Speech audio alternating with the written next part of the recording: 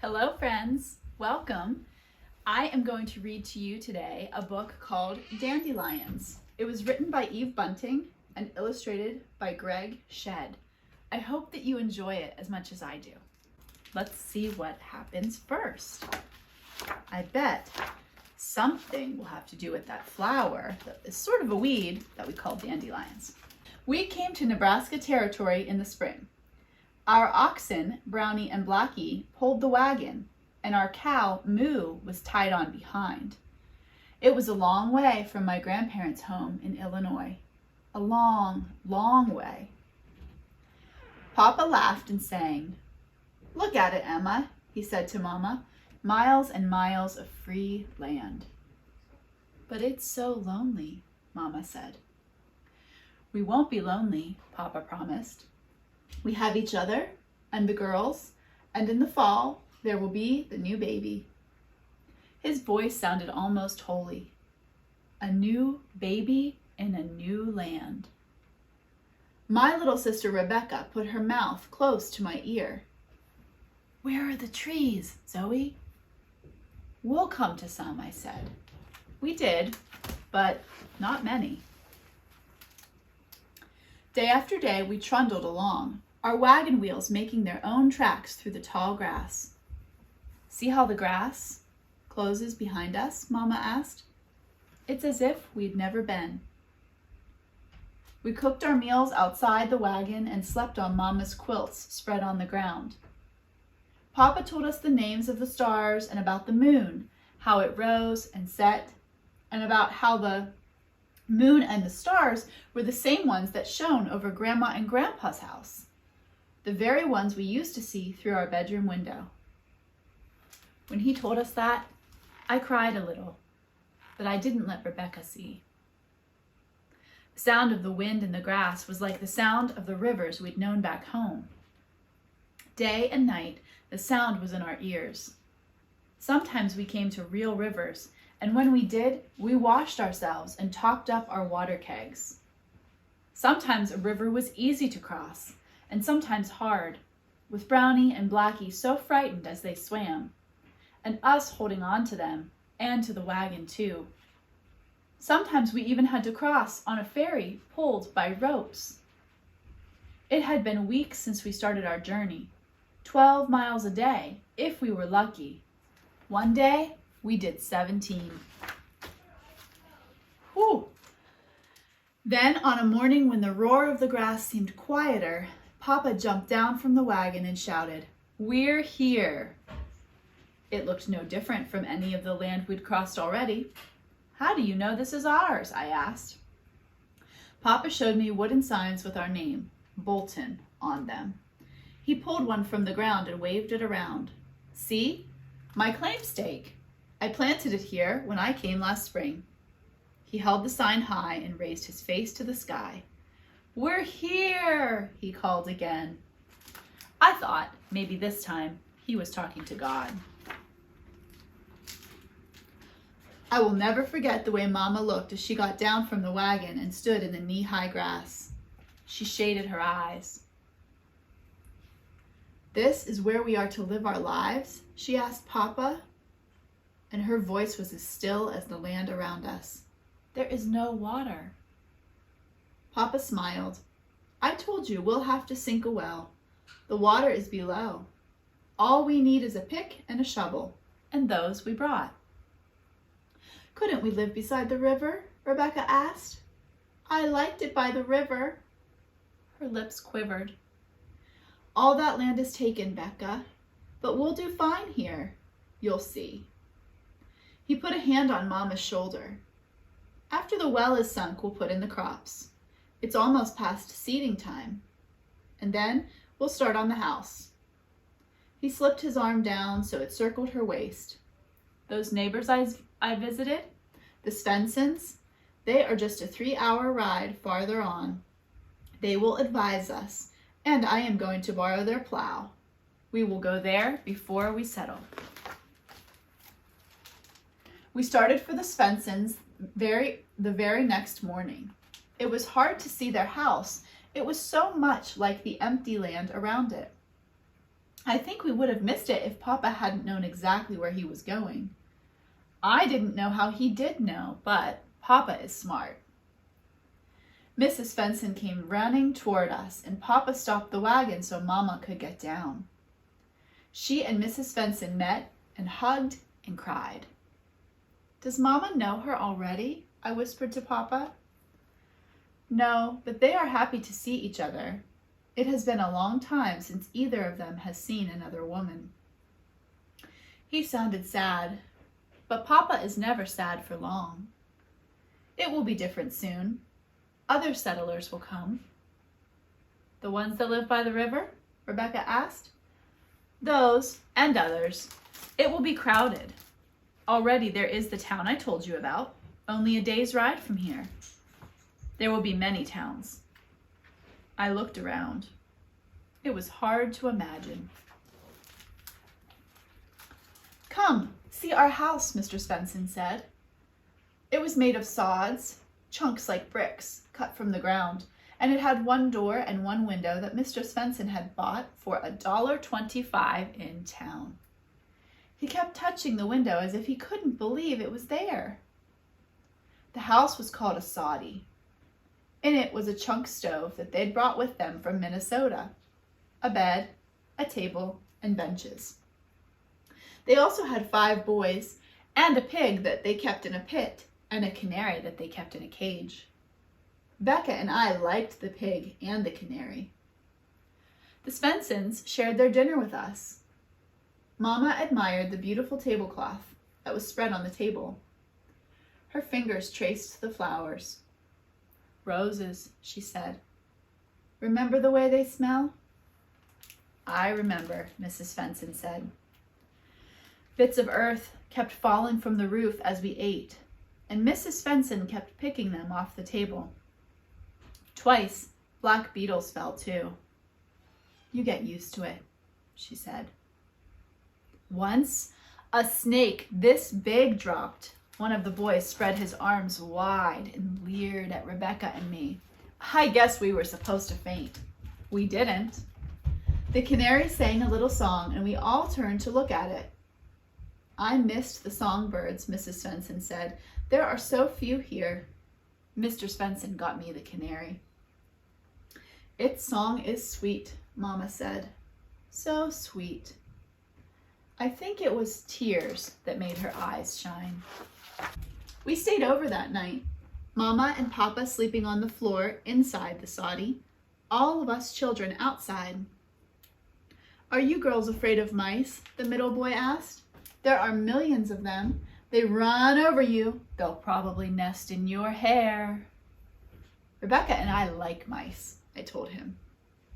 We pointed out the stars and told the boys their names. Castor and Pollux and Leo the lion to the east. But they laughed their horrible hooting laughs, and they said we were making it up. Only people and animals had names, they said. We left early next morning, the plow in the wagon, our water kegs refilled. Mr. Svensson gave Papa a tree branch to use as a ridgepole for our house, and 2 forked tree limbs from the river that would help hold the sod on our roof. He and Papa talked about how it would be done, and Mr. Svensson said he'd come lend a hand. Papa said he would be obliged. He said that he had 3 strong helpers of his own, too. He meant us, and he sounded so proud, I felt we could do anything. Good neighbors, he told Mama as we rattled along. He and Rebecca and I walked beside the wagon because it was so heavy with the plow and the wood and Mama's baby that was getting bigger inside of her. "Will our house be just like theirs?" Mama asked. Papa glanced at her sideways and then nodded. "I'll get us a window and a canary too," he promised. Papa said the first thing we must do was make slits in the ground and plant corn. That way we would have food for us and the animals for the coming winter. Then we started on the well. We dug a long way down. It was days before we found water. "My gosh, we almost dug ourselves a hole into China," Papa boomed. "To China? Truly? Rebecca asked, and Papa laughed and drew up a bucket of cloudy water. He let the specks of dirt in it settle so we could all have a drink. In the next weeks, we cleared the land of hidden rocks and turned the earth and planted the rest of the seed we had brought from home. Don't you see? Papa asked Mama one night. I don't think he knew I was listening. I could never have made a life for us in Illinois. It will be good here. It was as if he was pleading with her, and I felt sorry for him, though I wasn't sure why. When the house was up at last, Papa gave thanks for our snug soddy, and for the baby that was to come, and for our safe journey. Mare's tail clouds waved in the sky, and the grass sang around us. I'd never seen Papa so happy, or Mama so sad. I knew she missed our grandparents' house in Illinois where she'd lived all her life, where we'd lived too until Papa decided to move west. That house had walls covered with pretty paper and a cupboard with painted china plates inside. Mama didn't say she was remembering that, but I knew. When we had done our chores and finished our lessons, Rebecca and I always went to play outside. Don't get lost, Mama would whisper. We're only going to pet Moo, we'd tell her, or to pretend in our rock pile. We had saved every rock from the field, and the pile could be anything, our very own mountain or castle or fort. Sometimes we'd see her watching us from inside the door, and I'd think, Mama worries over nothing. It was true that the soddy did just disappear almost as you stepped away from it, turning into just another hump in the ground. It's like a prairie dog's burrow, Mama said. I bet prairie dogs like their burrows, I told her, and Papa smiled. That's my Zoe girl. Mama would stand for hours looking at the curve where grass and sky met. Always nothing, she'd say. Always the sameness. I was glad when she spoke, even to herself. It was her silences that scared me. Sometimes I felt she'd gone away and I couldn't find her. It would be so hard, wouldn't it, to be all by yourself? It was late summer now and scorching hot from red sunrise to red sunset. Our supplies were running low. Mama had a birthday, and we used the last of the flour to make Johnny cakes. They were the best I'd ever tasted. One day Papa said, Mama and I have talked things over. I must take the red wagon into town and stock up. Zoe will come with me. Rebecca and Mama will come as far as the Svensons. They can have a nice visit there till we get back. But I want to go to town too, Rebecca screamed. It's not fair. I don't want to stay with those horrible Svensson boys.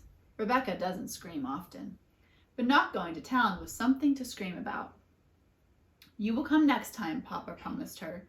It's too far and too hot for Mama to make the trip.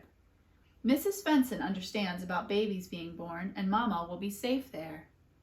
Zoe is older and can be a help to me. You must be a help to Mama. There was no more to be said.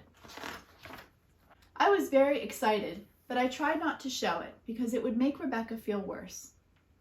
It took a lot of preparation, but at last we were on our way with Moo tied behind us so she could be milked at the Svensons, and so she wouldn't be lonely while we were gone. Our neighbors were glad to see us again. They made a list of things they wanted us to bring back for them, and soon Papa and I were off, our water kegs refilled to the tip-top. Matthew, are you sure you can find your way back? Mama called, running heavily after the wagon. Can you mark your trail? With breadcrumbs? Papa asked, smiling. Try not to worry, Emma. We will be fine. He and I were both quiet, knowing she would worry anyway. At last, Papa said, there is a little extra money. We will get something pretty for Mama to mark her birthday. You can help me choose. He spoke some more after that, and to me it seemed he was, just like Mama, talking to himself, though I was there. The heat is bad, I pray Emma can stand it. When the baby comes, it will ease things for her, but there will be hard times, and oh, I pray to God I've done right by her. I didn't dare look at him until I felt him straighten up. He smiled across at me. Ah, well, we will help each other, my Zoe, and we will help her. I promised myself I'd be good. I'd be the best girl in the world. I would never worry Mama. And Papa pointed. There it is, he said. The town was lifting itself as if by magic out of the distance, small to begin with, growing bigger the closer we got. There was a long, muddy street with just one shop that sold soft goods and guns and cigars. There were 2 saloons and a livery stable and even a hotel with a real dining room that had "Food served" painted on a sign in front. I kept saying, "Look, Papa, look!" Wagons and mule teams and horses and people filled the street. My ears rang with the noise of voices and the whinnying and braying of the animals.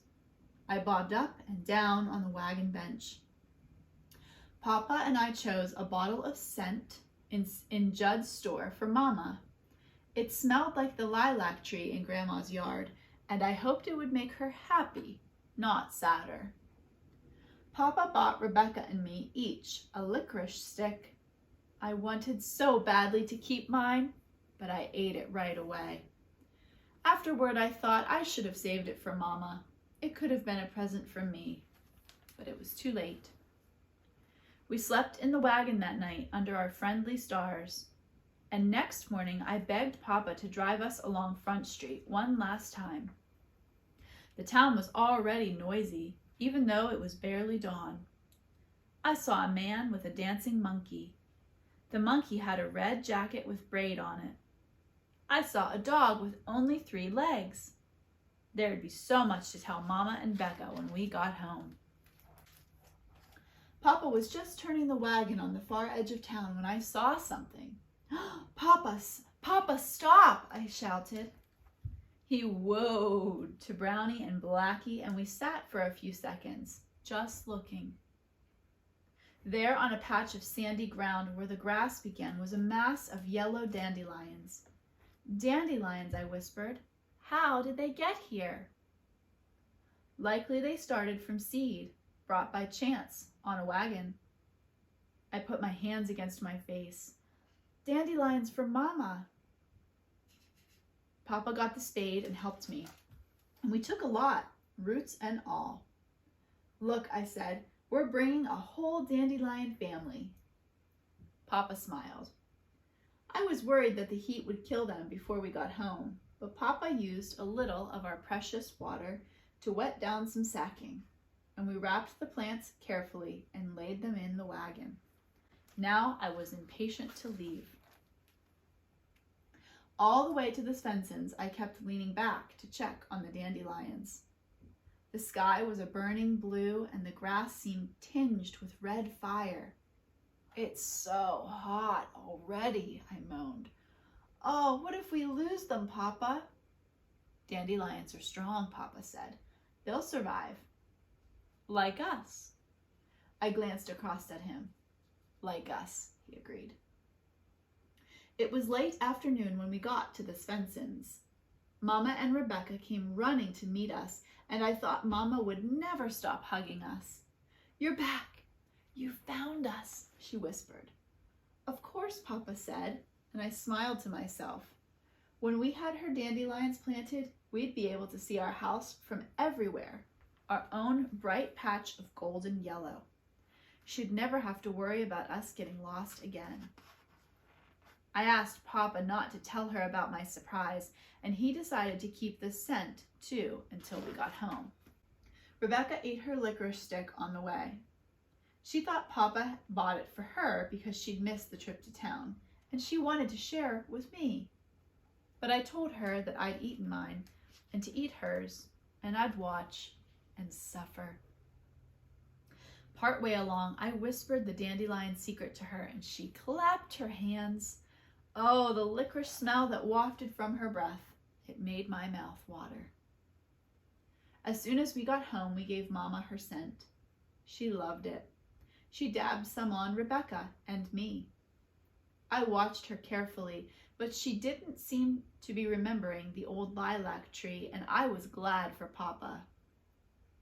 I'm sure I didn't sleep at all that night, still holding the dandelion secret, waiting for morning. Late, I felt Papa step carefully over Rebecca and me, and I heard him carry the dandelions onto the roof. He promised he would. Nice Papa. The sun wasn't even up when Rebecca and I crept from under our quilts. We had 2 of Mama's cherished spoons, and we scraped trenches in the hard sod of the roof and set the dandelions in. They drooped, and that worried me, but when we gave them water from the bucket, they looked better. Below us, we could hear Mama and Papa getting out of their bed. "There's an animal on the roof again," Mama said, and Rebecca put her hand over her mouth to stop the giggles. Then we heard Mama ask, "Where have the girls gone?" And we scrambled down from the roof and called, "We're here! Come outside, Mama!" Rebecca was jumping up and down. "Surprise!" she yelled. We held Mama's hands and led her a few steps from the soddy. I pointed to the roof. "Look! Happy birthday, Mama!" I had wanted to see a golden blaze so dazzling that it would hurt our eyes. But above us, there was only a green stubble with a patch or 2 of wilted yellow. They're dandelions," I said, fighting down a rush of disappointment. "You can hardly tell." "They're not very pretty, Zoe," Rebecca said. "I wish they were prettier." "They will be," said Papa quickly. "They'll cover the roof and they'll shout, 'This is home!' But their roots have to take hold first. Becca, it isn't easy being transplanted." "Maybe they'll never bloom," Mama said. "Maybe they'll just die of loneliness." Then she squeezed my hand. "Oh, Zoe, I'm sorry. I didn't mean. You were such a dear girl to think." And I interrupted. "They'll bloom, Mama. They're strong, like us." I was almost crying, and I didn't know why. Mama and Papa were looking at each other. This was about more than the dandelions. I could feel it. Then Mama gave a shaky little sigh. The sun was rising, red on the line of distance as the 4 of us stood, looking up the roof. I hoped maybe just one dandelion might lift its head for us, but not even one did. Mama put her arm around my shoulder and pulled me close. "Don't expect a miracle, Zoe. It will take time." "Can you wait?" I asked, my voice muffled against her. "I can wait," Mama said. And then we get to the end, and this is after they've waited. And what do we see here? We see a whole roof of yellow. All those dandelions' roots spread out, and more dandelions grew, and more and more and more, until the whole roof was covered with dandelions. So then they can see their house in the prairie. Pretty neat. It's very creative. And that is the end of our book, Dandelions, by Eve Bunting and illustrated by Greg Shedd. I hope you enjoyed it. Bye, friends.